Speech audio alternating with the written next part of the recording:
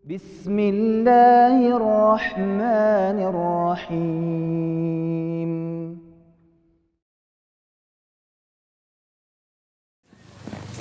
Bismillahirrahmanirrahim. Assalamualaikum warahmatullahi wabarakatuh. Alhamdulillah, wassalatu wassalamu ala rasulillah wa ala alihi wa sahbihi wa man tabi'a hudah. Asyhadu an la ilaha illallah wahdahu la syarikalah wa asyhadu anna Muhammadan abduhu wa rasuluh. Qala Allahu ta'ala fi kitabihil karim, ya ayyuhalladzina amanu taqullaha haqqa tuqatih wa la tamutunna illa wa antum muslimun. Amma ba'd, fa inna asdaqal hadisi kitabullah wa khairal hadi hadi Muhammadin sallallahu alaihi wa alihi wasallam wa syarral umuri muhdatsatuha wa kullu muhdatsatin bid'ah wa kullu bid'atin dalalah wa kullu dalalatin finnar. Thumma amma ba'd, ikhwatal iman wal islam, ummahat rahimani wa rahimakumullah. Alhamdulillah, pada kesempatan pagi hari ini kita semua ditakdirkan oleh Allah Subhanahu wa taala untuk memanfaatkan nikmat yang banyak dilupakan oleh manusia, yaitu nikmat kesehatan dan waktu luang, untuk kemudian kita gunakan nikmat yang diberikan oleh Allah itu untuk taat kepada Allah Subhanahu wa taala. Dengan berkumpul, duduk-duduk sesaat untuk saling nasihat menasehati, untuk menegakkan din ini pada diri kita, untuk menasehati diri kita yang sangat perlu diingatkan. Semoga dengan duduk-duduk yang sejenak ini Allah Subhanahu wa taala memberikan keberkahan kepada kita semua, meridhai kita semua, dan kemudian kita semua sebagaimana dikumpulkan di dunia untuk bisa taat kepada Allah Subhanahu wa taala, semoga Allah Subhanahu wa taala mengumpulkan kita bersama di dalam surganya, dekat dengan nabinya yang mulia Nabi Muhammad sallallahu alaihi wa alihi wasallam. Allahumma amin. Ibu-ibu rahimani wa rahimakumullah, pada kesempatan pagi hari ini ada sebuah nasihat-nasihat yang coba saya rangkai untuk menjadi nasihat untuk pribadi ini dan juga kepada ummahat sekalian.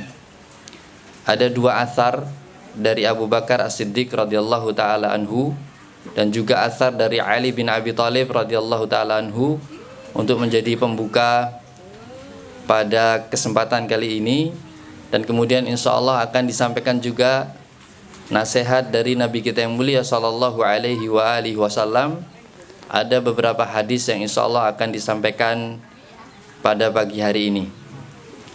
Yang pertama, sebagai mukadimah, bahwasanya ketika Abu Bakar As-Siddiq radhiyallahu taala anhu berkhutbah di hadapan para sahabat ketika beliau menjabat sebagai seorang khalifah, pemimpin suatu negeri, maka beliau memberikan nasihat ini kepada para sahabatnya.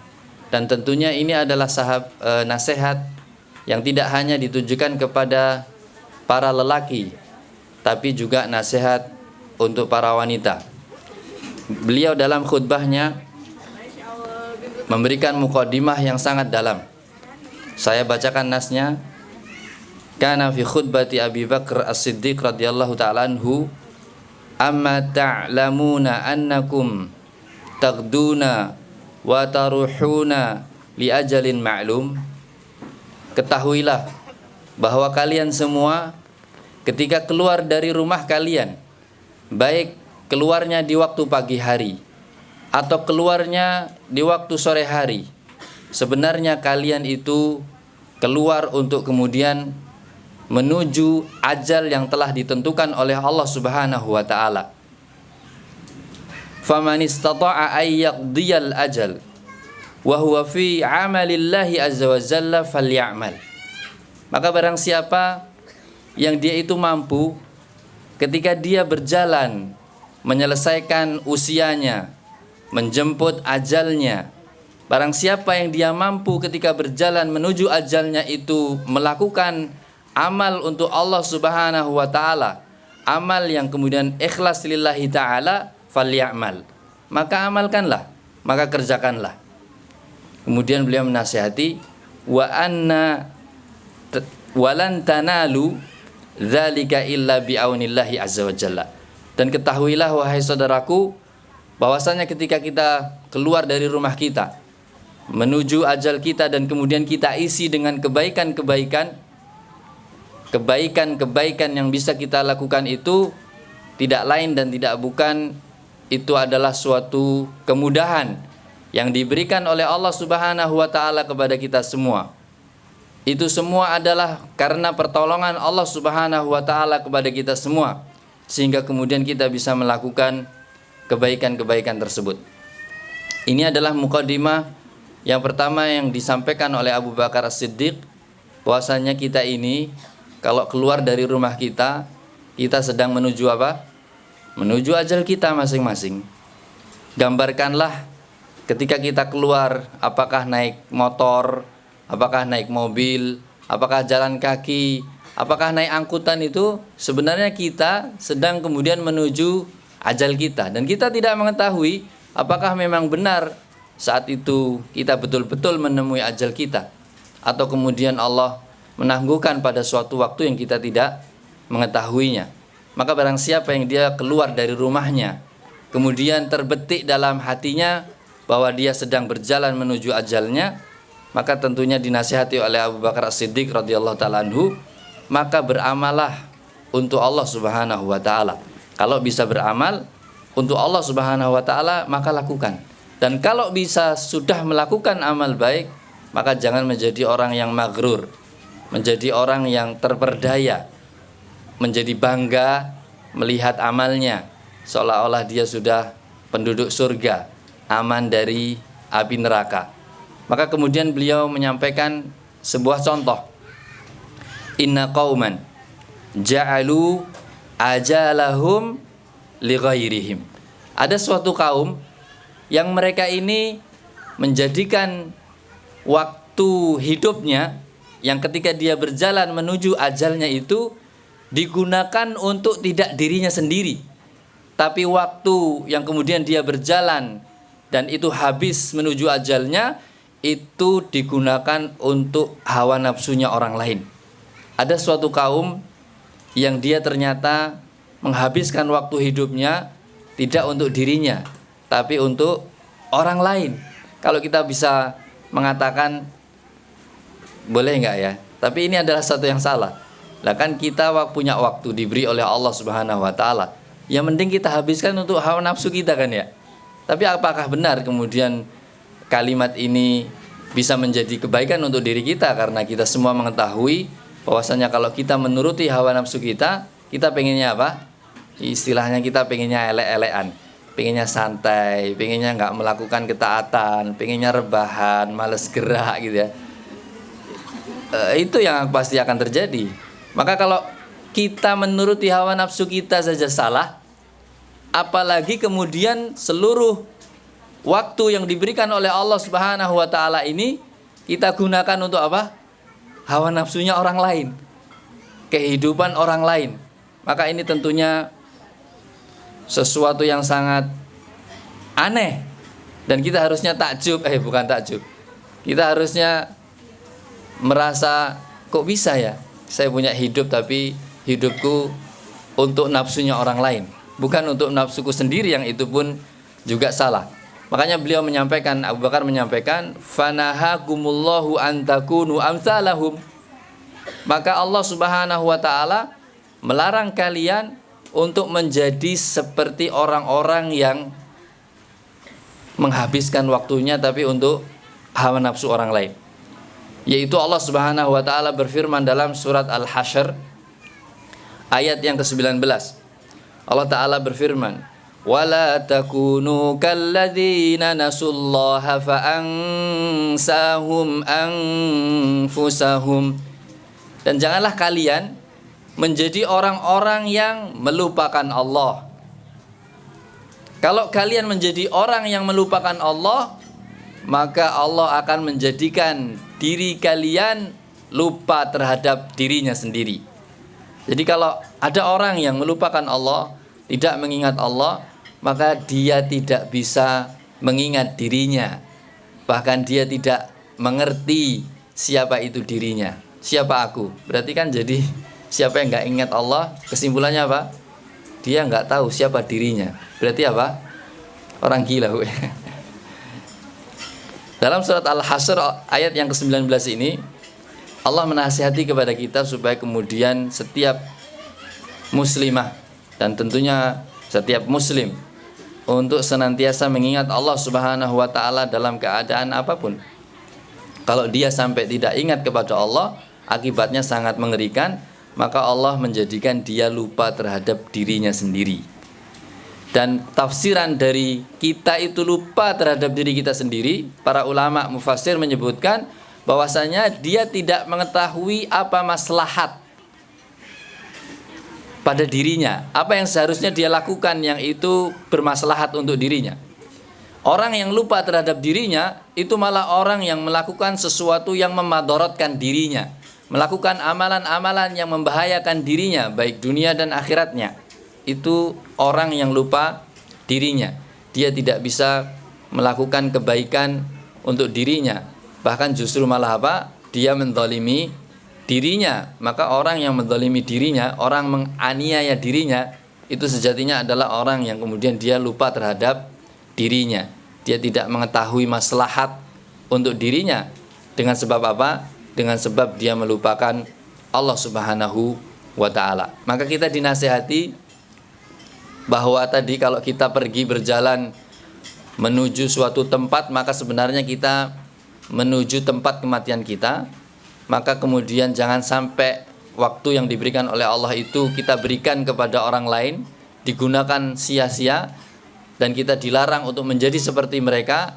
Tapi jadilah orang yang senantiasa mengingat Allah Subhanahu wa ta'ala, sehingga mengetahui kebaikan-kebaikan yang harus dilakukan oleh dirinya, dan seluruh kebaikan-kebaikan yang dilakukan oleh dirinya itu sejatinya kemaslahatannya kembali untuk dirinya sendiri. Apakah para ummahat ini berbuat baik kepada suaminya? Apakah para ummahat ini melakukan kebaikan dengan merawat putra-putrinya? Apakah kemudian para ummahat ini menjaga harta suaminya ketika suaminya pergi, dan kemudian dia sangat repot, sangat capek, sangat payah, dan semua itu sebenarnya kembali untuk dirinya pribadi. Meskipun alhamdulillah suami mendapatkan kebaikan dari dirinya, anak-anaknya mendapatkan rasa kasih sayangnya, bahkan seluruh lingkungannya merasa nyaman karena keberadaan dirinya, yang kemudian dia bisa menjaga harta-harta yang dititipkan kepadanya. Ini semua kalau bisa dilakukan, maka ini sebenarnya adalah kembali untuk kemaslahatan diri pribadi. Maka kemudian Abu Bakar As-Siddiq bertanya, "Aina man ta'rifuna min ikhwanikum?" Di mana saudara-saudara kalian?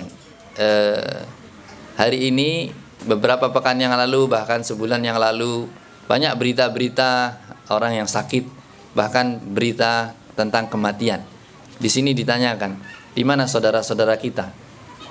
Kalau ditanyakan mungkin di bulan Ramadan kemarin, kemana saudara-saudara yang kita yang kemarin ikut berpuasa, yang kemudian tahun ini ternyata sudah diwafatkan oleh Allah Subhanahu wa ta'ala, dan kemudian tidak bisa berpuasa bersama kita lagi. Di mana saudara-saudara kita yang hari ini di bulan Syawal, yang kemudian alhamdulillah para ummahat kalau kemudian secara penciptaannya diberikan haid gitu ya, dan kemudian selesai membayar hutang puasa Ramadannya, dan kemudian dia bisa melakukan puasa di bulan Syawal yang sunnah yang 6, maka itu adalah karunia dari Allah Subhanahu wa ta'ala yang tidak diberikan kepada banyak wanita.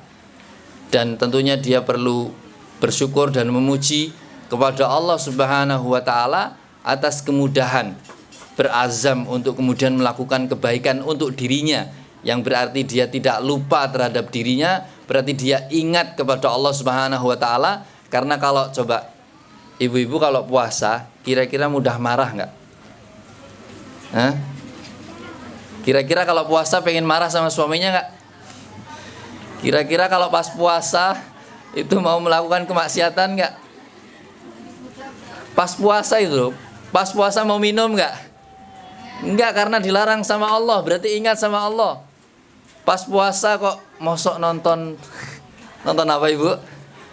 Pas puasa mosok nonton gitu kan. Puasa ya baca Quran kan gitu ya. Oh iya, jadi itu sia-sia nih. Lebih baik melakukan ketaatan-ketaatan. Berarti dia ingat kepada Allah. Karena memang hal yang paling memudahkan seseorang untuk mengingat Allah Subhanahu wa taala itu adalah dia dalam keadaan puasa. Kalau orang nggak puasa itu banyak makan, banyak minum, banyak apa bu? Banyak tidur. Banyak makan, banyak minum, banyak tidur. Kira-kira pekerjaan apa? Amburadul, ya kan? Iyalah. Lah kalau begitu terus kemudian semua nggak nyaman, malah jadi apa? Ya semua marah-marah. Ya. Jadi ini hal yang memudahkan kepada kita semua. Ya Allah SWT kemarin kalau mewajibkan kepada kita semua muslim dan muslimah untuk melakukan puasa yang wajib selama 1 bulan penuh, dan kemudian Allah mampukan kita semua, dan itu adalah pertolongan dari Allah SWT, maka kemudian kok bisa melakukan kebaikan lagi di bulan Syawal ini, maka itu adalah karunia dari Allah Subhanahu wa taala. Berarti dia tidak menjadi suatu kaum yang kaum itu menjadikan waktu hidupnya untuk orang lain. Ya hawa nafsu orang lain, diajak apa ke sana ke sini, tidak melakukan ketaatan, malah melakukan kemaksiatan. Tapi ada orang yang memilih enggak, saya mau di rumah dulu, mau melakukan ketaatan, diajak makan-makan jadi enak banget kan gitu ya. Makan termasuk hawa nafsu enggak? Ada orang yang pengen, aku kok pengen makan ini ya, yuk takjak. Padahal sebenarnya yang diajak enggak seneng, enggak pengen makanan itu, tapi kemudian apa? Mengikutinya. Berarti kira-kira mirip-mirip begitukah ya? Jadi hidupnya itu dibuat untuk apa? Memuaskan hawa nafsunya orang lain. Dalam bab makan, dalam bab yang banyak sekali, mungkin para ibu-ibu lebih pintar untuk memberikan contohnya daripada saya. Taib. Kemudian beliau Abu Bakar As-Siddiq menyampaikan, aina man ta'rifuna min ikhwanikum qadimu ala ma qadimu fi ayami salafihim wa khalau bisyaqwah was sa'adah. Jadi mereka yang ternyata sudah meninggal itu dulu di dunia sempat beramal kan ya. Dulu di dunia sempat beramal, melakukan amalan ini dan amalan itu. Tapi kemudian hari ini kita tidak melihat mereka. Ya. Mereka lihat kita enggak ya? Kita enggak melihat mereka karena mereka sudah di bawah tanah. Mereka enggak bisa melihat kita. Kita juga enggak bisa melihat mereka. Tapi kita pasti yakin bahwasanya mereka sudah meninggal. Mereka punya amalan. Kemudian Abu Bakar mengatakan mereka berkholwat, apakah dengan kepayahan atau dengan kegembiraan. Jadi hidup sendiri itu enak nggak ya bu ya? Hidup sendiri kan nggak enak ya. Laki-laki sendiri itu nggak enak, perempuan sendiri itu juga nggak enak. Hidup di dunia sendirian itu nggak enak. Tapi hidup dikubur sendirian, wah lebih nggak enak lagi kata ibu. Lebih nggak enak lagi. Makanya siapa yang bisa menemani kita ketika kita mati? Emang istri kita? Ada istri saya. Emang ibu-ibu ini suaminya, gitu ya. Kalau suaminya meninggal, ibu-ibu mau nemenin? Katanya cinta sampai, waduh, cinta gombal, cinta sampai mati, cinta sampai surga, kan ya. Cinta nggak sampai mati, nanti ketemunya di surga aja mas. Saya nggak mau ketemu kamu di sini kan gitu ya. Nggak mau ketemu. Wong dia meninggal terus kemudian istrinya ngikuti, nggak mau menemani. Jadi memang suami yang meninggal dia harus sendirian dikubur, nggak ditemani istrinya, nggak ditemani anak-anaknya yang masya Allah rahmai, nggak ditemani saudaranya, nggak ditemani orang tuanya, nggak ada yang menemani, kecuali kemudian yang menemani adalah amal-amalnya. Qadimu alama qadimu, dia di dunia telah melakukan amal ini dan amal itu. Maka kemudian hari ini siapa yang di bawah bumi, maka dia sedang berkholwat, sedang berduaan, apakah dengan kesengsaraannya ataukah dengan kebahagiaannya. Ainal jabbarun al-awwalun, di mana orang-orang yang sangat sombong di generasi yang awal dulu itu, di mana orang-orang yang membangun rumah di gunung-gunung yang memiliki kekuatan yang sangat hebat. Mereka semua ternyata sudah di bawah bumi. Mereka semua ternyata sudah dikubur. Mereka telah berlalu dan mereka punya amalan yang pernah mereka lakukan di dunia, maka mereka meninggalkan dunia bisa jadi dengan kesengsaraan atau dengan kebahagiaan. Ini mukadimah yang kedua yang diberikan oleh Abu Bakar As-Siddiq, mengingatkan kepada kita untuk kemudian kita ini betul-betul menyadari bahwasanya kita ini sebenarnya bukan penduduk bumi. Kita ini sebenarnya adalah penduduk surga. Maka selayaknya penduduk surga melakukan kebaikan-kebaikan di dunia, maka dia akan mendapatkan kenikmatan-kenikmatan di akhirat, mendapatkan kebahagiaan yang abadi. Maka ini adalah nasihat. Setelah mukadimah itu beliau menyampaikan sebuah nasihat yang sangat berharga. Hadza kitabullah la tafna ajaibu. Ini adalah kitab Allah. Beliau menunjukkan kepada semuanya untuk kemudian semuanya tahu yang dipegang oleh Abu Bakar As-Siddiq atau yang ditunjukkan itu adalah kitab Allah. Kitab Allah ini tidak pernah habis keajaibannya. Tidak pernah habis keajaibannya. Maka setiap orang yang membaca, merenungi makna ayatnya, mengulang-ulang tadaburnya, maka dia akan mendapatkan keajaiban-keajaiban. Dia tidak akan pernah kenyang untuk mengulangi sekali lagi, mengulangi yang kedua kali, mengulangi yang berkali-kali, karena tidak akan pernah habis keajaiban yang akan ditemukan dalam kehidupannya. Apalagi kemudian mendapatkan ayat yang berupa doa, kemudian dia doakan, kemudian Allah ijabahi, atau mendapatkan suatu gambaran tentang surga yang kemudian dia sangat berharap kepadanya, itu ajaib. Orang nggak lihat tapi sangat rindu, itu kan ajaib, gitu ya. Kalau kelihatan terus rindu, fastadhi'u minhu liyaumiz zulmah. Maka beliau mengingatkan kepada kita setelah menunjukkan ini adalah kitab Allah, maka carilah cahayanya untuk di hari yang gelap. Jadi Al-Quran penuh dengan cahaya yang kemudian nanti seseorang kalau sudah meninggalkan dunia itu menemui kegelapan demi kegelapan, kegelapan di bumi, kegelapan di akhirat. Maka kita bisa mendapatkan suatu cahaya di kegelapan tersebut ketika kita di dunia ini mau apa? Mengambil cahayanya, yaitu Al-Quran. Wastansihu kitabahu tibyanah. Nah ini kalimatnya, wastansihu, dan ambillah nasihatnya. Maka insya Allah pada pertemuan-pertemuan yang akan mendatang ada sebuah kitab ya, yang judulnya adalah Mau'izatun Nisa. Ya, tadi dibacakan sebuah ayat yang biasanya itu dijadikan dalil bagi laki-laki untuk kemudian apa? Memimpin wanita ya, memimpin ya, bukan menguasai, bukan memaksa ya. Ya. Ar-rijalu qawwamuna 'alan nisa, kemudian dalam ayat itu ada yang disebut wa'idhuhun, dan kemudian berilah mau'izah, berilah nasihat. Maka di sini Abu Bakar As-Siddiq radhiyallahu taala anhu memesankan kepada kita semua, wastansihu kitabahu wa tibyanah, ambillah nasihat-nasihat dalam Al-Qur'an dan carilah penjelasan-penjelasannya. Jadi di dalam Al-Qur'an itu banyak sekali nasihat. Kadang kita perlu nasihat, tapi kita tidak datang kepada Allah Azza wa Jalla, tidak kemudian membaca kalamnya yang mulia, tidak kemudian mencari nasihat di dalam Al-Quran, tapi malah justru cari nasihat di mana? Di status. Ya kan, nasihatnya bagus, simpen kan ya. Terus apa? Ya nasihat-nasihat yang beredar di manapun yang lewat gitu. Tapi sebenarnya kita harusnya cari nasihat itu di dalam Al-Quran. Cari penjelasan di dalamnya, karena itu adalah cahaya yang bisa menerangi kehidupan kita. Makanya beliau memberikan contoh, Abu Bakar As-Siddiq memberikan contoh salah satu faedah yang bisa kita ambil dari kalam Allah Azza wa Jalla, yaitu dalam surat Al-Anbiya ayat 90. Beliau menjelaskan, innallaha athna ala Zakaria wa ahla baiti. Sesungguhnya Allah Subhanahu wa taala memuji. Allah kok memuji siapa? Zakaria. Ya. Memuji Zakaria dan keluarganya. Tidak hanya Zakaria tapi juga keluarganya. Biasanya wa ahlihi itu bisa memuji istrinya.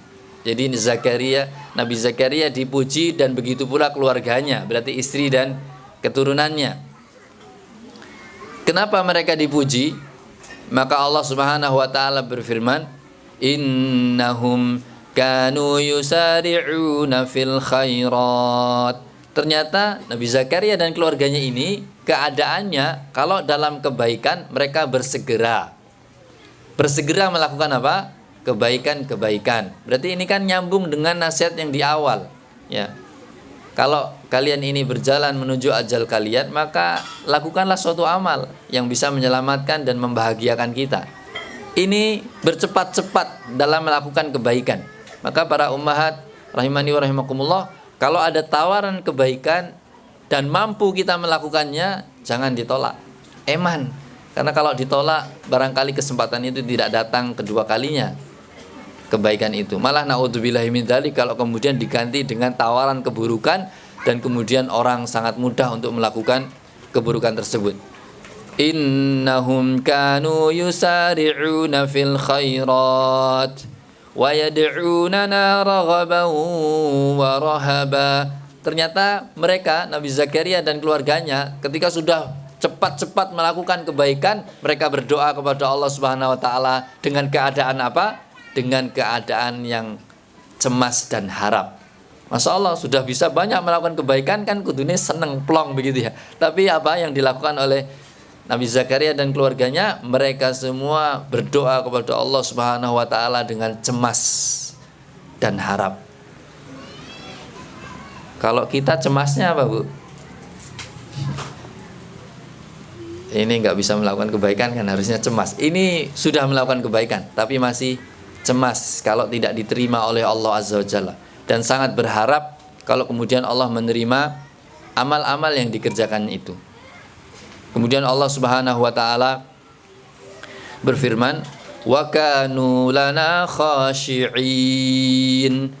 menjelaskan keadaan mereka setelah banyak melakukan kebaikan, senantiasa berdoa kepada Allah dengan harap dan cemas. Mereka ini keadaannya adalah orang-orang yang memiliki kekhusyuan. Khusyuk. Kira-kira kalau ada kalimat khusyuk, apa yang terbetik dalam hati kita? Apa kira-kira khusyuk itu? Ada yang menjawab, Ibu? Khusyuk. Ada hadiah nggak panitia? Nggak bawa hadiah ini. Ini kopi nggak mau kan ya? Ada hadiah Ustaz, monggo Ustaz. Ya, khusyuk. Siapa yang mau menyampaikan apa itu khusyuk? Ya, boleh Ibu ya. Itu bukan panitia. Silakan Ibu. Yang ayat Al-Baqarah itu mungkin Ustaz. Masya Allah. Masya Allah. Mumtaz. Betul, tamam. Ada hadiahnya dikasihkan, Bu. Orang yang khusyuk itu kadang orang ada kelihatan nangis gitu ya, itu kelihatan khusyuk, sebenarnya khusyuk ya, tapi ternyata dia terbawa emosi suasana. Bisa jadi. Maka ketika sendirian dia kadang tidak ada suasana itu, maka dia juga tidak bisa kemudian meneteskan air mata. Khusyuk itu sebagaimana tadi disampaikan, betul. Alladzina yadhunnuna annahum mulaqu rabbihim. Orang yang khusyuk itu adalah orang yang senantiasa ingat bahwa dirinya itu akan kembali kepada Allah Subhanahu wa taala. Kalau kita semua kembali kepada Allah Subhanahu wa taala, maka apa yang perlu kita siapkan untuk bertemu dengan Allah Subhanahu wa taala? Jangan malah justru takut. Kira-kira orang yang, ya kita semua takut, tapi takut itu kalau kepada Allah malah justru berlari mendekat kepadanya. Kalau ibu-ibu takut sama suaminya, kira-kira apa? Kok contohnya gitu ya? Takut sama harimau, kira-kira gimana? Lari mendekat atau menjauh? Menjauh. Lari sama orang yang nggak baik gitu ya, takut kita lari. Tapi kalau kita itu takut kepada Allah, itu justru malah kita apa? Semakin kenceng untuk lari mendekat kepada Allah Subhanahu wa taala. Takut kepada Allah kok malah justru mendekat, karena tadi dia mengetahui dengan seyakin-yakinnya bahwasanya dia tidak akan kembali kemanapun kecuali dia akan kembali kepada Allah Subhanahu wa Ta'ala. Maka dia takut kalau banyak salahnya, banyak dosanya, maka di dunia segera kembali bertobat kepada Allah. Makanya namanya inabah, kembali bertaubat, minta ampun kepada Allah Subhanahu wa Ta'ala, kemudian melakukan kebaikan-kebaikan. Maka itulah khusyuk. Jadi asal seseorang bisa mengingat bahwa dirinya akan kembali kepada Allah di saat dia melakukan suatu amalan, biasanya kekhusyuan itu hadir. Coba bayangkan kalau ibu-ibu ini kira-kira kalau ngaji ekstrim contohnya, kalau habis ini ngaji terus pada meninggal gimana? Kira-kira ngajinya mau elek-elekan atau kalau tahu bahwa habis ngaji ini pulang balik sana itu terus kemudian meninggal, kira-kira ini mau khusyuk dengerin ilmu atau masih mau?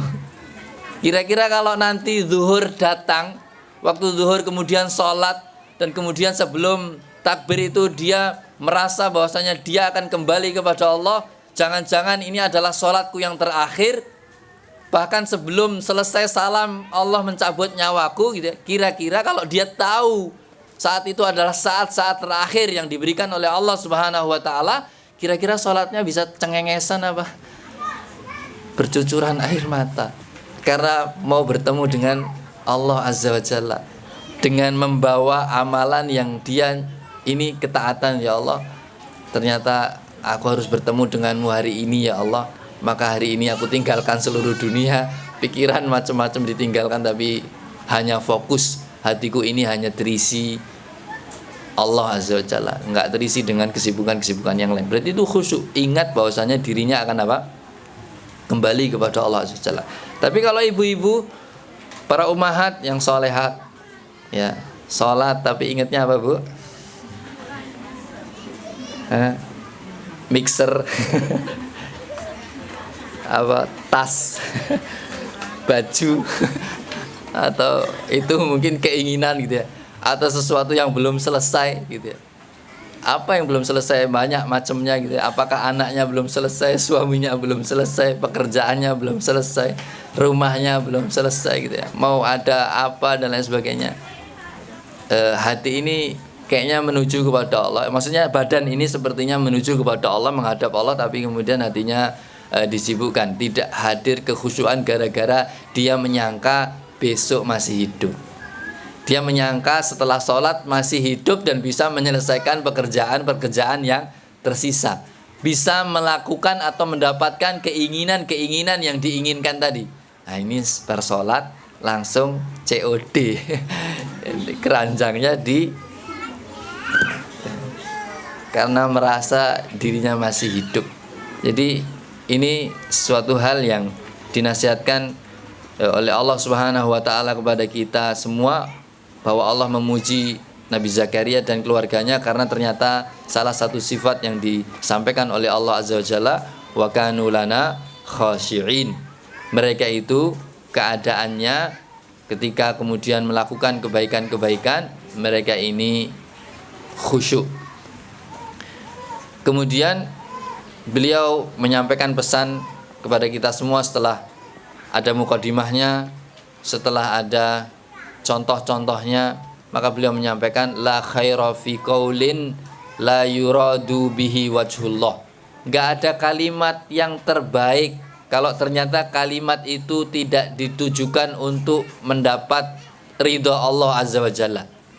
Jadi banyak kalimat keluar dari lisan, kalau ternyata kalimat-kalimat itu tidak diharapkan wajah Allah Azza wa Jalla, kalimat yang dilontarkan itu tidak dilandasi keikhlasan Allah Subhanahu wa Ta'ala, tentunya berarti itu menjadi amal soleh. Kalau tidak dilandaskan dengan mengharap wajah Allah, itu berarti kalimat-kalimat keburukan, kalimat-kalimat yang sia-sia, bahkan naudzubillahi min dzalik, kalimat-kalimat yang kebatilan. Maka beliau mengatakan la khaira fi, tidak ada kebaikan pada suatu ucapan atau kalimat yang tidak ditujukan kepada Allah Subhanahu wa Ta'ala.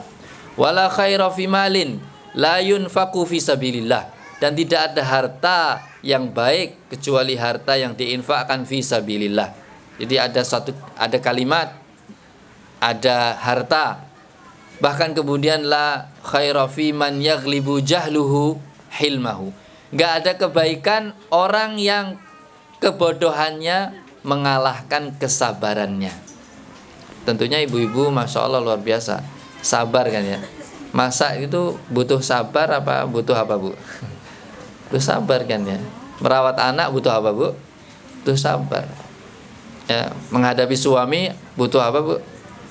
Butuh sabar.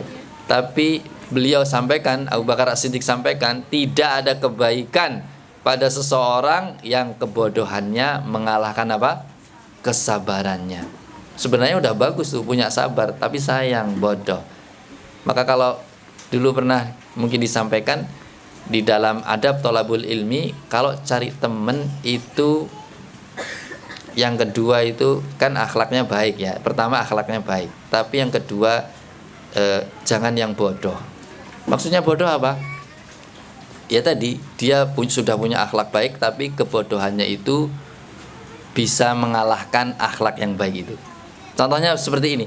Jadi dia punya sabar, itu sudah suatu yang baik, tapi gara-gara kebodohannya sabarnya jadi apa? Jadi hilang. Maka dia sudah kemudian tidak menjadi orang yang memiliki adab yang baik. Kemudian pesan terakhir beliau, wala khaira fi man yakhafu fillahi laumata laim. Tidak ada kebaikan bagi orang yang tidak bisa melakukan kebaikan-kebaikan gara-gara takut dicela oleh orang-orang yang suka mencela. Ini kan PR bagi kita semua. Kadang orang tidak bisa melakukan kebaikan itu gara-gara apa? Gara-gara ewoh pekewoh, atau bahkan gak enak dikatakan begini dan begitu. Kalau itu kebaikan maka lakukan ya. Tak peduli apa kata orang begitu ya. Yang penting ini adalah kebaikan yang aku harapkan pahalanya di sisi Allah Subhanahu wa taala, meskipun manusia banyak yang mencela, mencacat, mencibir, nyinyir dan kawan-kawannya. Baik. Itu asar dari Abu Bakar As-Siddiq. Kemudian asar yang kedua yang saya sampaikan di awal tadi adalah asar dari Ali bin Abi Thalib radhiyallahu taala anhu. Beliau mengingatkan kepada kita, irtahalat ad-dunya mudbirah. Dunia ini telah pergi menjauh. Ya, irtahalat ad-dunya mudbirah. Dunia ini telah pergi apa? Menjauh. Wartahalatil akhirah muqbilah. Sedangkan akhirat itu datang kian mendekat. Kalau dunia pergi menjauh, kalau akhirat datang kian mendekat.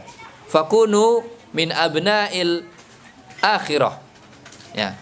Atau sebelumnya walikulli wahidatin minhuma banun. Dan setiap dari keduanya, yaitu dunia dan akhirat, dari setiap keduanya ini mereka memiliki keturunan, mereka memiliki anak-anak. Dunia punya anak, akhirat punya anak. Maka Ali bin Abi Thalib kemudian menasihatkan kepada kita, fakunu min abna'il akhirah. Jadilah kalian semua anak-anak akhirat. Wala takunu min abna'id dunya.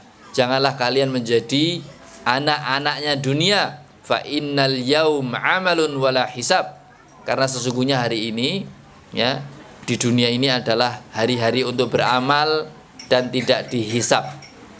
Wa ghadan hisabun wala amal. Dan besok maksudnya adalah akhirat, itu adalah tempat untuk kemudian melakukan pembalasan dan kemudian tidak bisa lagi untuk beramal.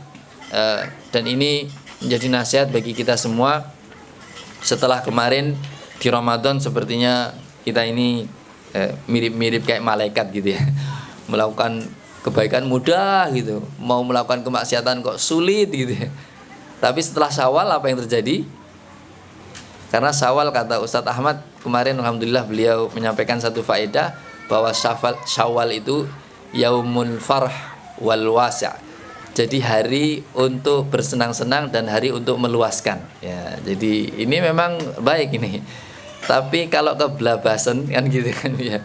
Senengnya keblabasan, diluas-luasnya juga keblabasan. Suaminya itu pengen meluaskan sesuatu untuk istrinya, tapi ternyata itu sangat luas sehingga kemudian istrinya lupa lupa daratan apa lupa lautan Bu, lupa diri, terus kemudian melakukan perbuatan-perbuatan yang nggak baik. Maka ini tidak bukanlah suatu kebaikan.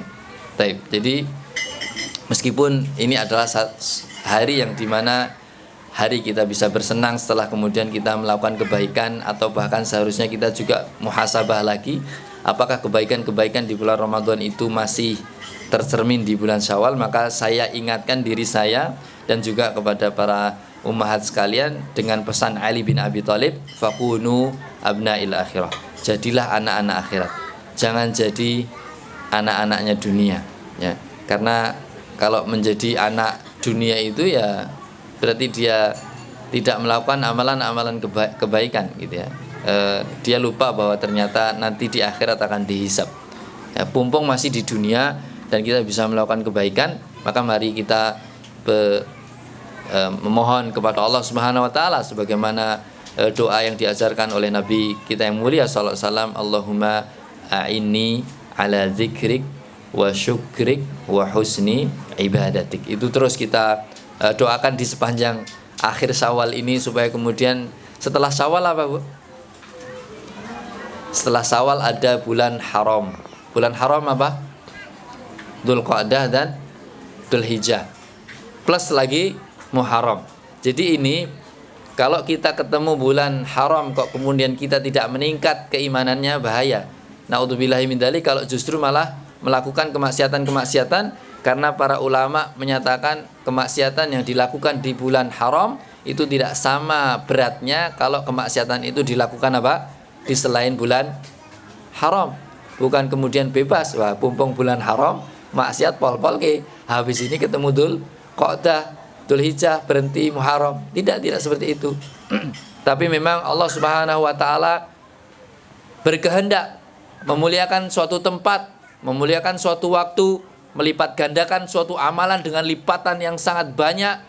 Dan tadi hati-hati, ternyata ada amalan-amalan yang buruk yang kemudian kalau dilakukan di waktu-waktu yang kemudian itu mulia, itu bisa mencelakakan seorang. Contoh Bu, ini biasanya saya sampaikan laki-laki, tapi bukan untuk membolehkan, karena Rasul kita yang mulia SAW itu menyampaikan beda menzinahi istri tetangga dengan menzinahi istri orang lain gak kenal, itu dosanya beda. Padahal sama-sama zinanya. Tapi kenapa beda?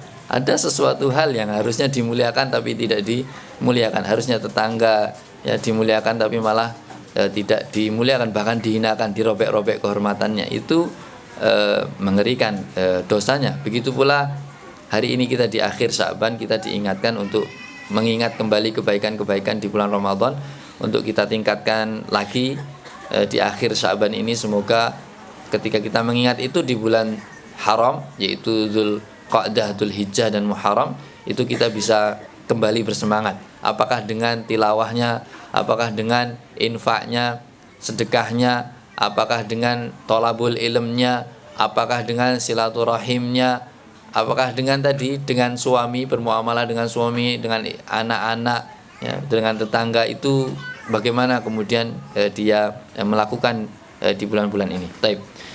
Kemudian sebuah hadis dari Rasul kita yang mulia sallallahu alaihi wasallam. Suatu ketika para sahabat duduk-duduk berkumpul dan kemudian mereka saling bertanya tentang hadis.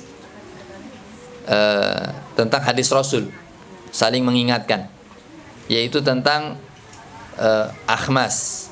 Akhmas itu adalah pembagian ghanimah 1/5. Maka kemudian Ubadah bin Samit radhiyallahu taala anhu itu berkata, inna Rasulullah sallallahu alaihi wasallam ya shalla bihim fi ghazwat ila ba'irin minal maghnam. Jadi suatu ketika Rasul pernah sholat, tapi di hadapannya biasanya kan ada penghalang, ada suatu batas supaya kemudian orang tidak lewat, tapi batas yang diletakkan oleh Rasul itu adalah hewan-hewan ghanimah. Maka kemudian beliau setelah selesai dari sholat, falamma sallama qama Rasulullah, kemudian Rasul berdiri menghadap kepada sahabat, kemudian fatanawal wabrah baina unmulataihi. Maka kemudian beliau ngambil bulu yang nempel di sapi atau onta, dan kemudian beliau pegang di antara kedua jarinya, kemudian beliau menunjukkan kepada para sahabat bahwasanya bagian ghanimah yang akan aku dapatkan itu sebagaimana bagian ghanimah yang akan kalian dapat. Sambil menunjukkan bulu, ini termasuk bagian ghanimah, dan ghanimahku adalah 1/5. Dan setelah beliau ambil 1/5 itu tidak seluruhnya untuk keperluan beliau, maka kemudian beliau sampaikan, dan sisanya mardudun alaikum. Setelah aku ambil sesuai kebutuhanku, yang 1/5 itu sisanya aku kembalikan kepada kalian. Fa'addu al-khaid wal mikhyat. Wahai para sahabat, tunaikanlah hak orang meskipun itu hanya hanya jarum dan benang. Jarum dan benang itu kan sangat kecil, harganya juga murah. Kalau itu milik saudara kita, maka kita harus harus berikan kepadanya. Wa akbaru min dalik au asghar. Bahkan lebih besar dari jarum atau bahkan lebih kecil dari jarum. Kalau itu bukan milik kita, kalau itu adalah hak milik orang lain, maka tunaikanlah hak itu kepada orang lain tersebut. Wala taghlu fa innal ghulul narun wa'arun ala ashabihi fid dunya wal akhirah. Jangan kemudian kalian mengambil sebelum dibagi. Karena mengambil sebelum dibagi itu adalah kehinaan, dan itu adalah suatu yang bisa mengakibatkan seseorang masuk ke dalam neraka. Jazakallahu khairan. Kemudian beliau menyampaikan pesannya. Nah, ini setelah kita mendapatkan pesan dari hadis ini, bahaya kalau kita bermuamalah, maksudnya kepada Allah dengan beribadah. Kalau kita salah, biasanya apa, Bu? Kita minta ampun kepada Allah, ya, minta maaf kepada Allah. Dan kita di Ramadan itu mengetahui dan kita senantiasa mendoakan, ya, bahwasanya Allah itu adalah afuwun, ya, tuhibbul afwa, ya, Allah itu maha pemaaf dan menyukai kemaafan, maka kemudian kita minta maaf. Tapi kalau ternyata kita punya salah sama manusia, meskipun hanya apa tadi? Sejarum benang atau yang lebih kecil dari itu, maka segera halalkan, karena itu adalah kehinaan dunia dan akhirat. Maka beliau menyampaikan, wajahidu annas fillahil qarib wal ba'id.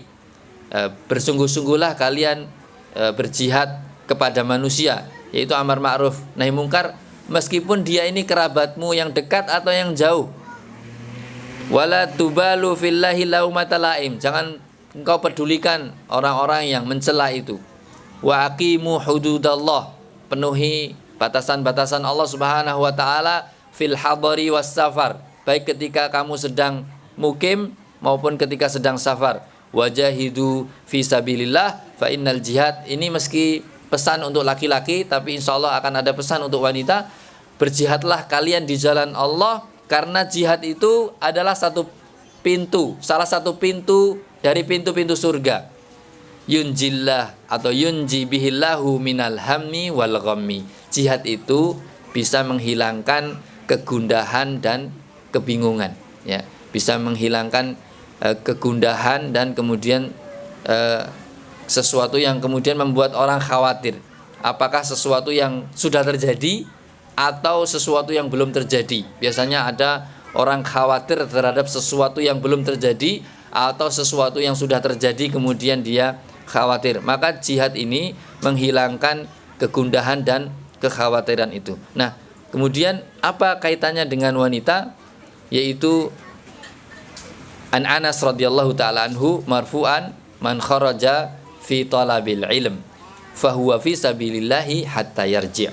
Siapa di antara kalian semua itu yang dia ini menjadi seorang penuntut ilmu, keluar dari rumahnya menuntut ilmu, sebagaimana hari ini keadaan kita semua keluar dari rumah, ya, jauh-jauh keluar dari rumah kita untuk menuntut ilmu, maka dia ini dinilai fi sabilillah hingga dia kembali. Dia dinilai sedang berjihad fi sabilillah hingga dia kembali. Makanya kalau para wanita mengetahui hadis ini, pasti dia ingin menjadi seorang penuntut ilmu, karena dia akan mendapatkan apa? Kemuliaan, disebut sebagai seorang yang berjihad fisabilillah. Bahkan para wanita bertanya, kalau laki-laki bisa berjihad bersamamu ya Rasulullah, kami ini jihadnya bagaimana? Ada jihad la syaukata fi, ada jihad yang tidak mengangkat senjata, yaitu haji. Kalau ternyata haji butuh uang apa? Butuh apa, Bu? Butuh uang, butuh kemampuan, butuh kesehatan. Menuntut ilmu juga butuh ternyata, tapi tidak sebanyak untuk kemudian haji. Maka kalau kemudian tidak bisa jihad dengan mengangkat senjata yaitu haji, tidak mengangkat senjata, maka kita bisa berjihad fisabilillah dengan apa? Mengangkat pena. Diangkat tok, Bu. Diangkat tok terus wah. Ya ditulis maksudnya. Nih, ada yang nulis nih, ditulis supaya kemudian Ustadz belajarnya selesai. Thalabul ilminya disambung di kesempatan yang lain. Berarti ini menjadi panduan bagi setiap kita, dan alhamdulillah semua ibu hari ini sudah mendengar siapa baik laki-laki maupun perempuan dia bisa melakukan jihad fisabilillah. Kalau ternyata tidak bisa betul-betul di medan ma'rakah memegang senjata kemudian melawan orang-orang kafir itu, maka kemudian dia bisa dinilai berjihad fisabilillah, yaitu dengan menuntut ilmu, yaitu keluar dari rumahnya memiliki majelis ilmu, dan kemudian betul-betul diharapkan dari menuntut ilmu itu adalah wajah Allah Subhanahu wa taala, mengangkat kebodohan yang ada pada dirinya dan kemudian berniat untuk mengamalkannya, maka dia dinilai oleh Rasul sallallahu alaihi wasallam dia itu dalam jihad fisabilillah sampai kembali. Makanya ada satu kitab yang insya Allah kalau tidak salah ada 10 bab, judulnya Mau'idhatun Nisa, nasihat-nasihat untuk para wanita, dan ini dikarang oleh Syekh Abdul Razak bin Abdul Muhsin Al-Badr hafizahullahu ta'ala. Beliau masih hidup, seorang ulama yang memberikan nasihat-nasihat kepada wanita, dan insya Allah akan kita bacakan. Dan tentunya kalau hadir semuanya, ini adalah suatu kebaikan untuk kembali pada dirinya masing-masing.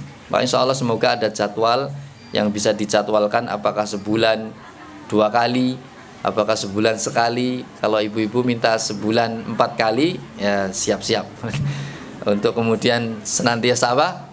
Berjihad fi sabilillah. Kalau belum bisa setiap pekan, maka jangan dipaksa, nanti malah kabur dari medan jihad, dan itu tidak baik. Sedikit-sedikit tapi insya Allah bisa apa?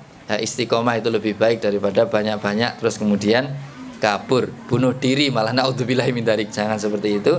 Aku qauli hadza wa astaghfirullah li wa lakum wa akhiru da'wana anil hamdulillahirabbil alamin. Assalamualaikum warahmatullahi wabarakatuh. Masya Allah, jazakallah khairan kasiran Ustaz untuk ilmunya hari ini. Masya Allah ya, Umat. Alhamdulillah dari sekian banyak untayan-untayan nasihat dari Ustaz tadi bagi kita semua ummahat yang ada di sini, sudah tertanam di dalam hati belum ibu-ibu? Apa baru dicatakan aja? Oh, insya Allah ya. Insya Allah. Dari ada untayan yang begitu mengena sekali bagi saya, bahkan sejak awal ya, yang Ustaz sampaikan tadi, ketika kita keluar dari rumah kita, sebenarnya kita sedang menuju ajal kita, Masya Allah, sedang menuju ajal kita masing-masing. Maka beramallah untuk Allah Subhanahu wa ta'ala. Dan jika kita sudah beramal, jangan bangga terhadap amal-amal kita seakan-akan kita sudah menjadi ahli surga. Masya Allah, ini benar-benar menjadi pengingat buat saya sendiri khususnya, yang masih sering lalai ya. Insya Allah setelah ini ibu-ibu sekalian, kita akan memberikan waktu bagi ummahat sekalian yang ingin bertanya kepada Ustaz langsung terkait ilmu yang sudah disampaikan. Monggo dipersiapkan pertanyaannya. Nanti pertanyaannya akan kita tampung satu-satu dulu. Satu kita tampung, kemudian Ustaz nanti akan langsung menjawab. Seperti itu nggih, ummahat. Monggo, ada yang sudah siap ingin bertanya ummahat sekalian? Ada? Silahkan diacungkan jarinya tinggi-tinggi, jangan setengah tiang ya, kalau setengah tiang tidak kelihatan kalau ada dua. Monggo, siapa duluan tadi? Ada ummahat, ada kakak yang sudah jauh-jauh dari Arab ya, Masya Allah. Monggo dipersilahkan pertanyaan-pertanyaan kepada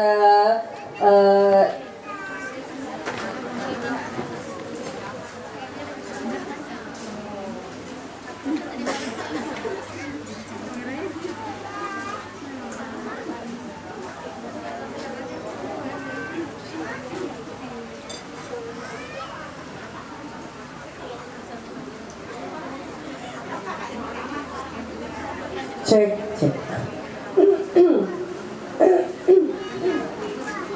Bismillahirrahmanirrahim. Assalamualaikum warahmatullahi wabarakatuh.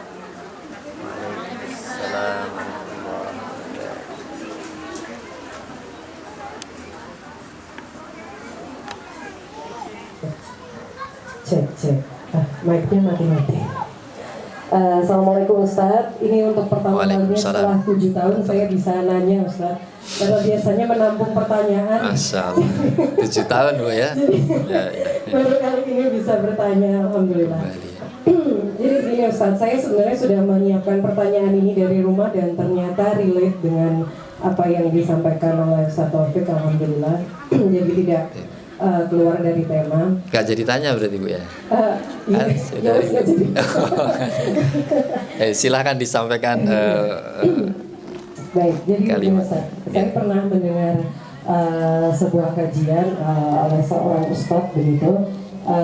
Ada hadis yang menyampaikan bahwa ketika seorang mayit disolatkan oleh minimal 40 orang, mungkin bahasanya tidak pakai minimal ya, tapi sekitar 40 orang, maka insya Allah akan menjadi wasilah ampunan Allah terhadap si mayit.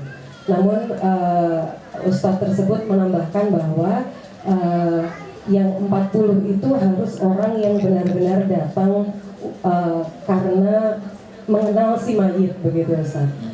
Karena jadi bukan misal saya menjadi si mayit gitu ya, saya meninggal, kemudian orang yang datang itu karena saya istrinya Pak Iqbal atau karena saya ibunya Sofia, mungkin temannya Sofia begitu, tapi benar-benar datang karena mengenal saya. Dan terus terang itu sangat mengusik pikiran saya begitu Ustaz, karena saya ini kan ibu rumah tangga banget istilahnya begitu. Saya tidak mengenal banyak orang di luar lingkup yang sangat kecil begitu, lingkup yang hanya keluarga, kemudian paling teman ngaji yang juga circle-nya juga sangat terbatas, kemudian tetangga kanan kiri depan belakang paling, sehingga ketika saya hitung-hitung kalau nggak ditambah orang yang kenal suami, nggak ditambah orang yang kenal anak, sepertinya nggak sampai 40 orang begitu. Dan itu benar-benar mengganggu pikiran saya, karena saya memang tidak banyak berkegiatan di luar rumah, karena saya sangat saya sangat ingin menaati konsep istri setenang malam yang disampaikan oleh Kiai Budi. Itu benar-benar jadi panduan hidup saya saat ini. Jadi saya memang membatasi sekali interaksi untuk banyak keluar rumah, karena saya menghindari banyak madorot juga dengan keluar rumah begitu.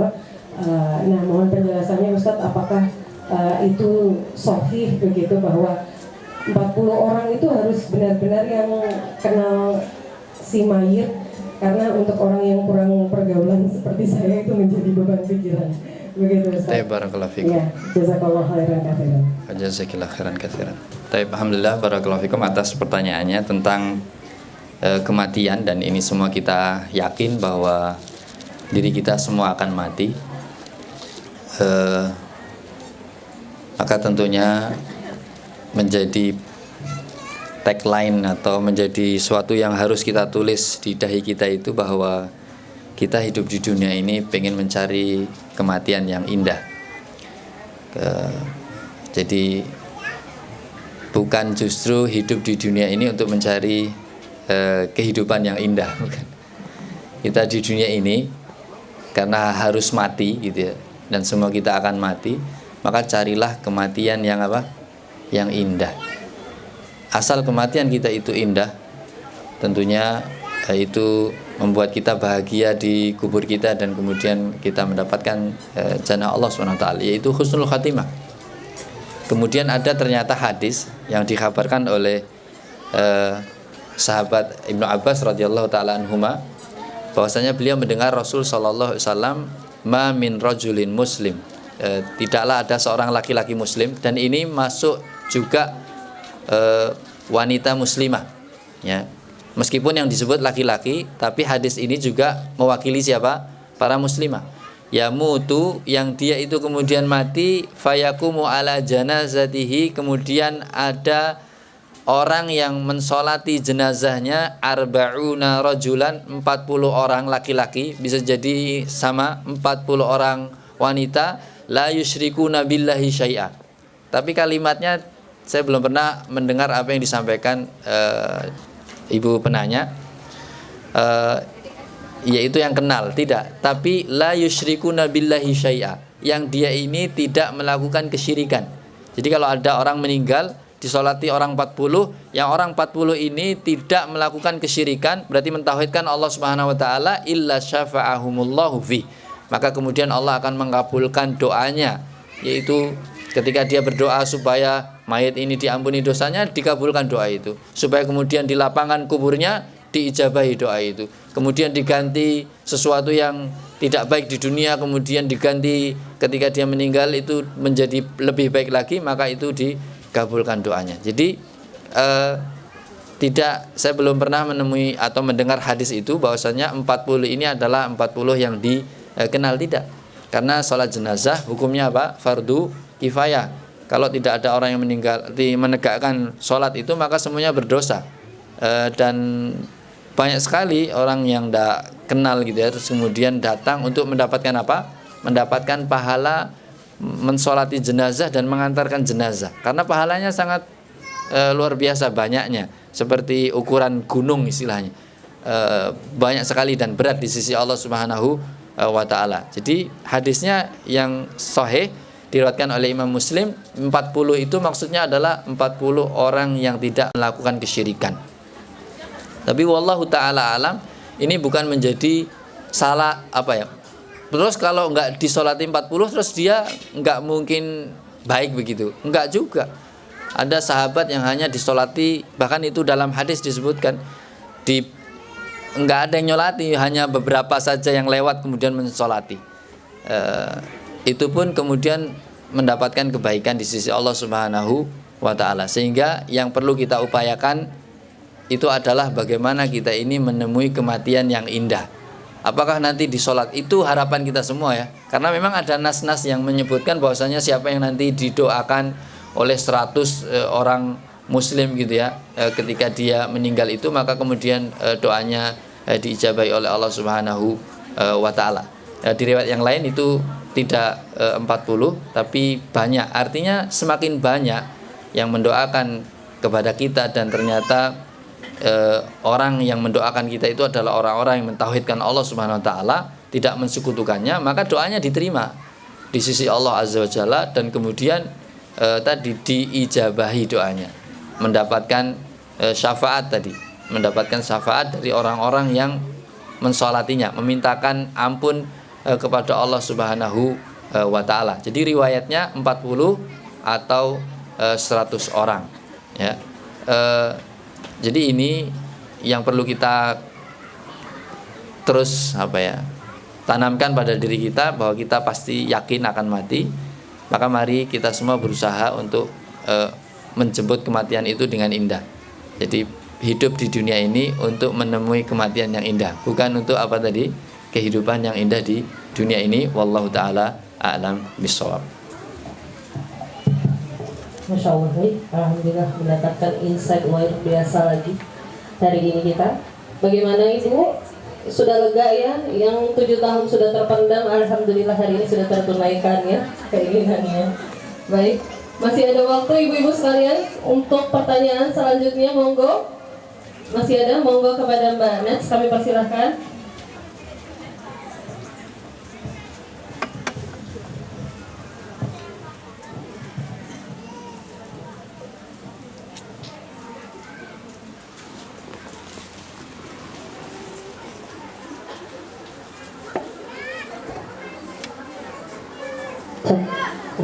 Bismillahirrahmanirrahim. Assalamualaikum warahmatullahi wabarakatuh.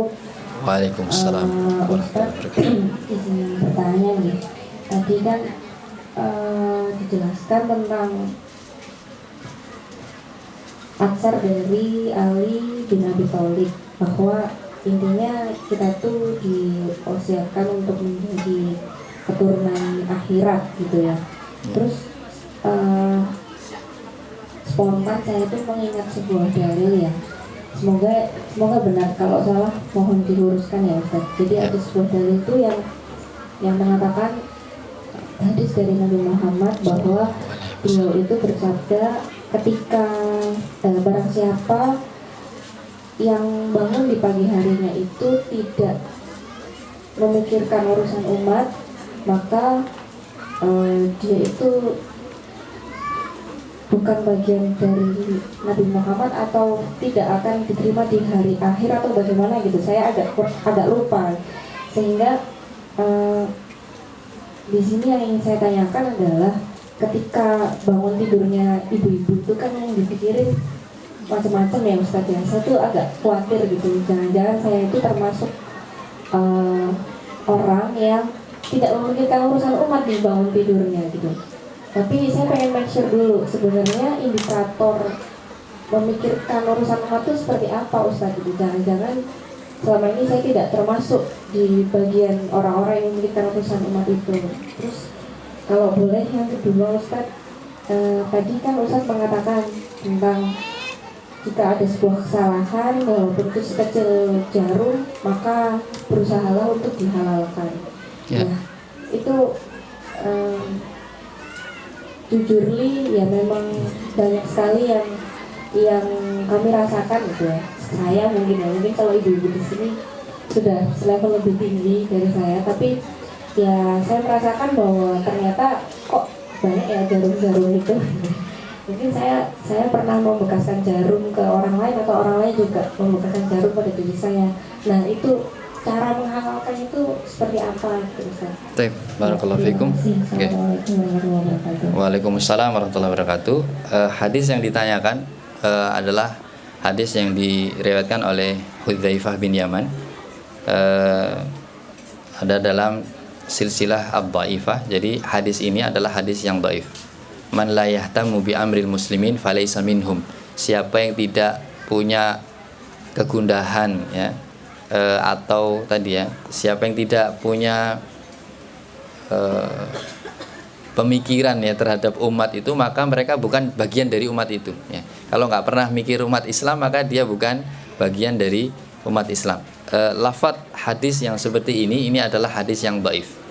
Jadi yang sahih itu adalah ad-dinun nasihah.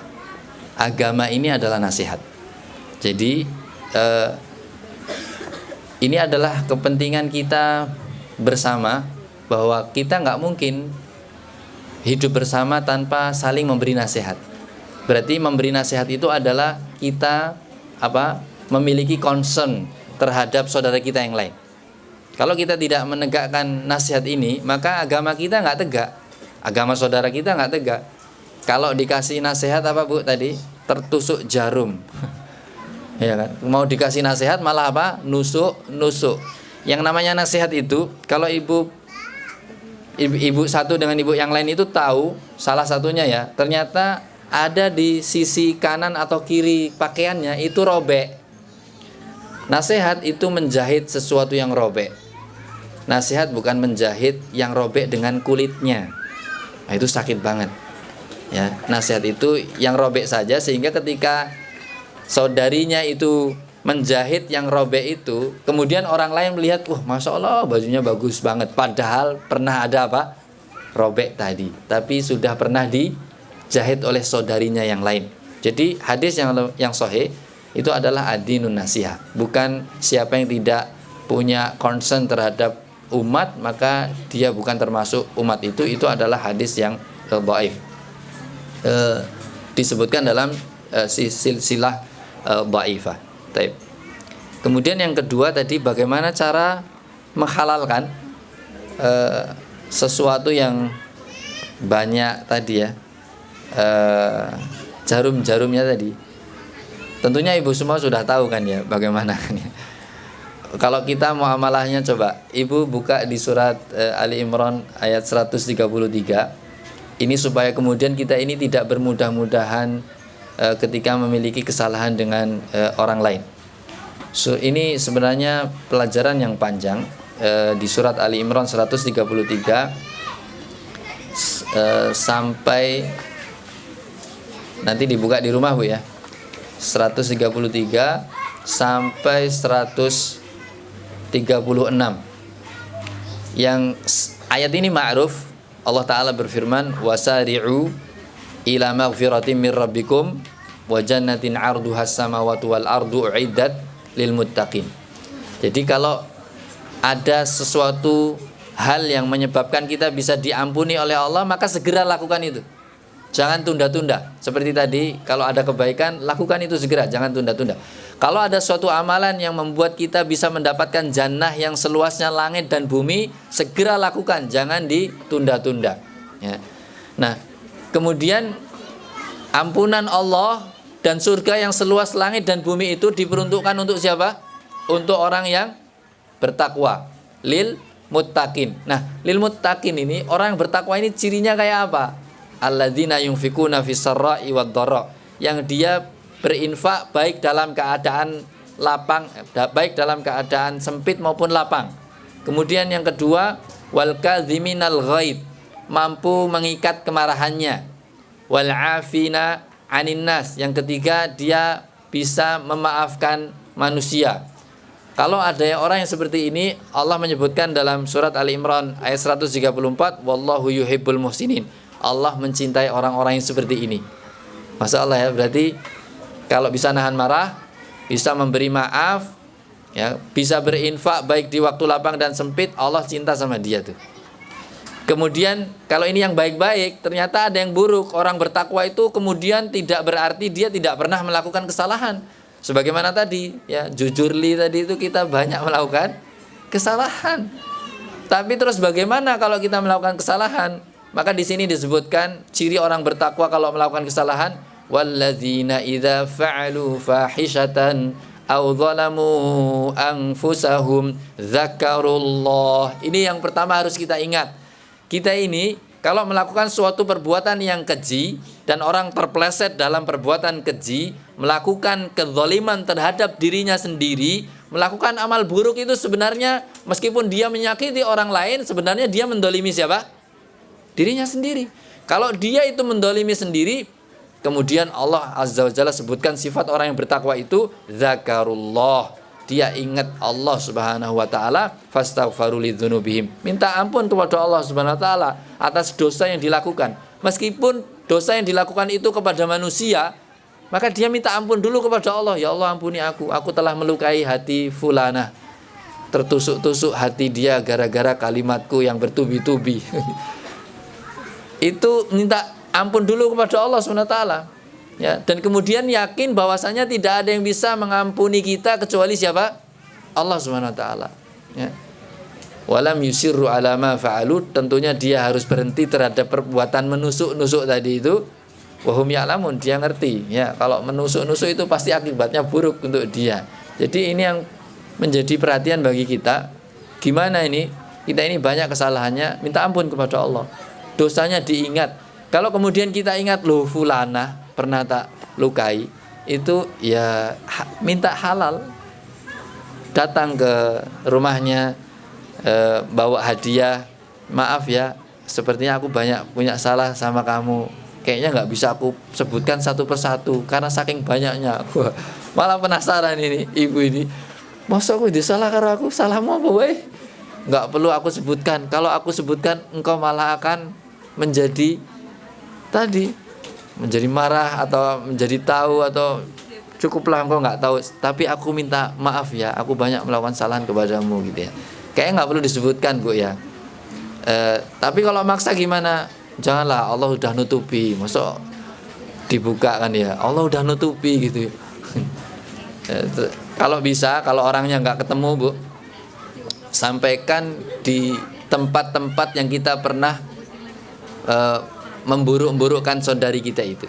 Jadi kalau kita pernah berkumpul di suatu tempat, kita ngomong jelek terhadap dia, itu tugas kita hari ini sebutkan kebaikan-kebaikan dia di majelis itu. Kalau nggak bisa kita temui orangnya, tapi kalau masih ada, masih bisa kita minta maaf, masih bisa kita beri hadiah ya, datang untuk kemudian kita minta halalnya. Kalau itu berupa sesuatu yang hak ya, yang harus dikembalikan ya, nggak cuman halal ya gitu, enggak halal, maksudnya kembalikan gitu. Kalau ada sesuatu yang kita pinjam masih di rumah kita gitu ya, terus kemudian kita datang, halal ya gitu, enggak bisa, kembalikan barang itu supaya kemudian betul-betul halal, maksudnya kita tidak mengambil hak itu. Meskipun tadi apa, jarum jahit itu kan sesuatu hal yang mungkin sepele gitu ya, dianggapnya sepele, enggak, itu pasti nanti ada perhitungan di sisi Allah Subhanahu wa taala. Kalau ingat kita pernah melukai saudari kita, maka segera minta maaf kepadanya. Kemudian diingatkan ciri orang bertakwa itu memaafkan loh mbak gitu. Jadi itu ciri orang bertakwa gitu. Itu malah menyakitkan ya. Malah jangan, berarti nggak usah disampaikan. Ini ayat Al-Quran, orang bertakwa cirinya ini, minta maaf ya mbak. Cuman gitu aja. Kalau dia paham, maka dia pasti insya Allah akan melapangkan dadanya untuk memberikan maaf, karena dia ingin menjadi orang yang bertakwa, mendapatkan surga. Wallahu ta'ala a'lam bishawab. Alhamdulillah, barakallah. Cukup Ibu. Ibu. Masih ada waktu, masih bisa satu pertanyaan lagi Pak Ustaz? Monggo, saya bebas. Saya sudah sama istri, jadi mau sampai besok oke. Oh, ini soalnya kita nggak sama suami kita. Ustaz. Oh lah iya, makanya ini kalau sudah saya tak pergi. Satu lagi mungkin Ustaz ya. Oke, silakan.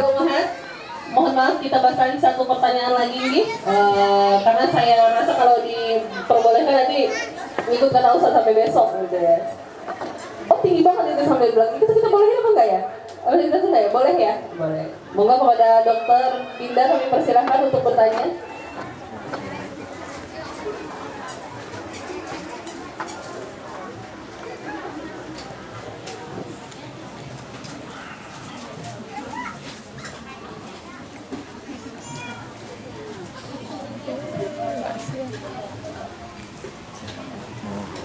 Mau apa kok di sini? Mau tanya? Enggak ya. Bismillahirrahmanirrahim. Assalamualaikum warahmatullahi wabarakatuh. Waalaikumsalam warahmatullahi wabarakatuh. Ustaz, mohon maaf ini karena beberapa temanya adalah terkait tentang kematian. Jadi saya tuh mau tanya terkait kita sebagai tenaga medis itu, apakah ada hal yang bisa kita stop dari, misalnya ini Ustaz ada pasien dengan penyakit yang menurut kami itu sudah tidak bisa disembuhkan dari segi medis ya Ustaz. Apakah kami bisa istilahnya kayak ini sudah tidak bisa dilanjutkan gitu. Apakah ini tidak mendahului takdir ya Ustaz terkait kematian tersebut? Karena ilmu kami cuma sampai di situ gitu Ustaz. Bolehkah kami itu menyarankan untuk ini tuh sudah selesai kayak gitu Ustaz. Padahal kan sebenarnya masih ada kesembuhan dari jalan lain, karena kan kesembuhan dari milik Allah ya Ustaz. Baik. Sampai batas mana kita ini sebagai tenaga medis untuk menyetop tersebut, karena melihat pengobatannya tambah sakit atau malah menyakiti pasien tersebut begitu Ustaz. Terima kasih. Assalamualaikum warahmatullahi wabarakatuh. Waalaikumsalam warahmatullahi wabarakatuh. Alhamdulillah, barakallahu fikum. Mengingat kematian, tapi kematian di hadapan kita misalnya, terutama para dokter medis ya, yang menghadapi kejadian-kejadian yang seperti ini. Yang pertama tentunya kalau sudah kita ini mentok ilmunya gitu ya, tentunya kita kembalikan kepada Allah SWT, karena kita meyakini hadis dari Nabi kita yang mulia SAW bahwa likulli da'in dawa. Setiap penyakit pasti ada obatnya. Alimahu man alimahu wa jahilahu man jahilahu. Yang ngerti maka dia ngerti, yang nggak ngerti maka dia yang nggak ngerti. Jadi kalau kita memang belum sampai ilmunya dan kemudian sudah berusaha untuk kemudian memberikan sebab-sebab kesembuhan dengan tadi perawatan tadi, kok ternyata tidak bisa, maka kita bisa berdoa kepada Allah Subhanahu wa taala. Artinya para medis, para dokter itu ada cara yang lain, yaitu mendoakan pasien dengan kesembuhan. Bukan doa la ba'sa tahurun insyaallah. Tidak seperti itu saja, tapi itu perlu juga didoakan. Ya, sepertinya penyakitnya alhamdulillah dokter merasa oh ini enggak apa-apa. Itu langsung aja doakan la ba'sa tahurun insyaallah. Itu adalah upaya selain obat ya, selain misalnya terapi-terapi, maka doa ini malah justru menguatkan. Apalagi kemudian kronis, maka bisa didoakan. Misalnya ada misalnya otak gitu ya, kanker otak atau penyumbatan apa dia, yang sakit di mana kemudian sudah berusaha operasi dan sebagainya kok tambah parah, doakan aja. Ada doa yang diajarkan oleh Rasul kita yang mulia SAW, kalau itu bisa dia doa sendiri, alhamdulillah. Pegang misalnya tempat yang dia sakit, kemudian ucapkan bismillah, bismillah, bismillah, ya. A'udzu bi'izzatillahi wa qudratihi min syarri ma ajidu wa uhadiru. Itu kalau bisa doa sendiri maka doanya seperti itu. Atau kita doakan, ya, kita doakan kira-kira mana yang sakit. Kalau perempuan bisa tenaga medis perempuan menyentuh tempat yang sakitnya gitu ya. Kemudian dia doakan itu. Kalau ternyata upaya itu pun juga sudah dilakukan dan tidak bisa, bolehkah kemudian kayaknya kok memutus sebab? Kita sampaikan kepada keluarga, ilmu kami sudah sampai di sini. Mungkin bapak atau ibu ini bisa mencoba sebab-sebab lain yang bisa mendatangkan kesembuhan dari Allah Subhanahu wa taala. Jadi senantiasa diingatkan bahwa kesembuhan itu datangnya dari Allah Subhanahu wa taala. Ya, itu lebih penting lagi daripada dia sembuh kemudian meyakini bahwa kesembuhannya itu adalah karena dokter, kesembuhannya itu adalah karena terapi ini, kesembuhannya itu adalah karena minum obat ini. Sembuh itu adalah dari Allah Subhanahu wa taala karena fa idza maridtu fa huwa yashfin. Kalau aku sakit, maka Dia yang menyembuhkan, Allah yang menyembuhkan aku. Tapi kita perlu apa tadi? Mengambil sebab-sebab kita bisa sembuh. Di antara salah satu sebab itu adalah tadi datang ke medis, ya, ke dokter. Kalau ternyata itu Allah belum berikan kesembuhan dengan cara yang seperti itu, nggak apa-apa disampaikan. Mungkin bapak atau ibu perlu mencoba sebab-sebab kesembuhan yang lain yang tidak di rumah sakit ini, gitu ya. Kami tidak mengetahui di mana, tapi coba bertawakal kepada Allah, minta petunjuk kepada Allah, semoga Allah memberikan petunjuk untuk mendapatkan sebab-sebab kesembuhan itu. Dan biasanya yang saya dapati itu kalau ternyata sudah dengan alat bantu, ya kan, sudah dengan alat bantu, jantungnya dipompa dan sebagainya, ya tanya saja keluarganya, dulu bapak atau ibu gimana, mungkin pernah wasiat, aku nek loro aja digoneng rumah sakit gitu. Makanya sudah nggak usah dibawa ke rumah sakit karena mungkin mau dengan cara yang lain, nggak apa-apa.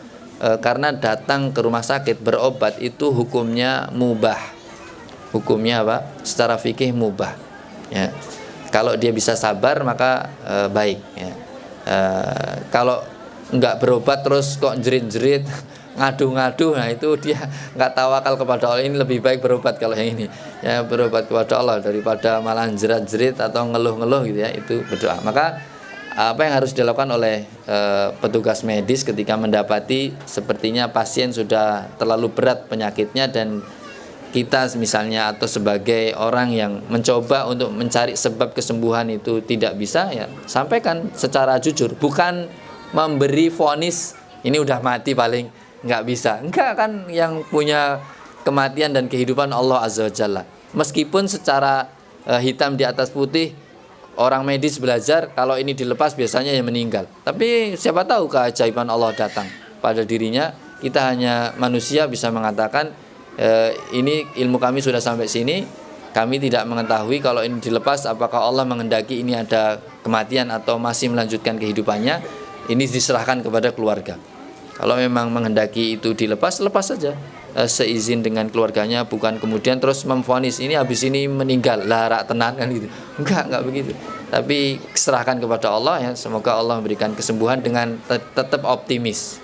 Kalaupun itu kemudian meninggal berarti itu adalah yang terbaik, tapi dengan keyakinan tadi, si pasien memiliki keyakinan bahwa yang bisa menyembuhkan hanya Allah. Ini hanya sebab yang kemudian dia bisa mendapat pahala karena berharap sembuhnya hanya kepada Allah Azza wa Jalla. Itu yang lebih penting untuk diberikan kepada pasien daripada divonis tadi.